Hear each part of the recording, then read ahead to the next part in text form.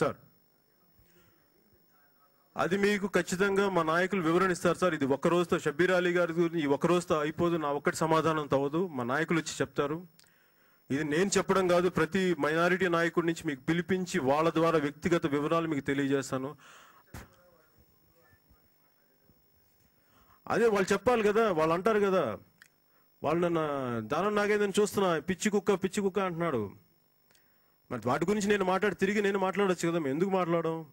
అదే భాష నువ్వు ఆ స్థాయికి దిగజారితే మేము దిగజారలేక, మాకు దిగజారటం ఇష్టం లేక.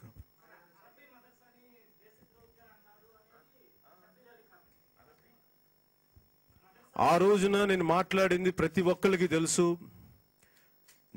నేను మాట్లాడింది వక్ఫ్ బోర్డు ఆస్తుల గురించే మాట్లాడాను తప్ప, అది కూడా మీడియా రిపోర్ట్ చేసింది ఆయన వెళ్ళారని చెప్పిన అదే ఒక ఇన్సిడెంట్ ఉదహరించాను తప్ప, నేను ప్రత్యేకించి నేనేమి మద్రసాల గురించి నేను అస్సలు ఎక్కడ, మీరు ఎవరు చెక్ చేసుకోవచ్చు. నేనేమి ఒక మాట మాట్లాడితే మళ్ళీ నేను భయపడి వెనక్కి వెళ్ళే వ్యక్తిగా, ఎందుకంటే నేను అనలేని వ్యాఖ్యలకి నేను ఎట్లా వివరణ ఇమ్మంటారు?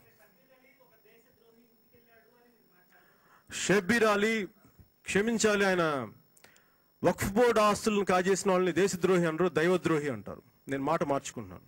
హీఈస్ నాట్ దేశద్రోహి, హీఈస్ దైవద్రోహి.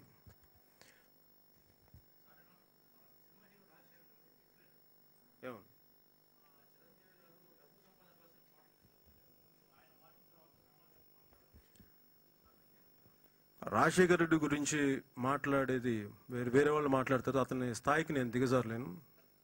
ఎందుకంటే రాజశేఖర రెడ్డి ముందు రాజశేఖర్కి తెలుగు మాట్లాడటమే సరిగ్గా, తెలుగు సినిమాలో యాక్ట్ చేస్తాడు, తెలుగు తత్త కిత్త తత్త అని మాట్లాడతాడు రాజశేఖర రెడ్డి కన్ఫ్యూజన్ నాకు. రాజశేఖర్ హీరో రాజశేఖర్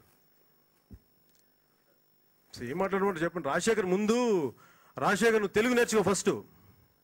ఒక నటుడిగా నాకు నువ్వంటే గౌరవం ఉంది, నాకు నువ్వంటే ఇష్టం. పార్టీలోకి చేరావు కదా అని చెప్పి పిచ్చిగా మాట్లాడుకో. Thank you sir.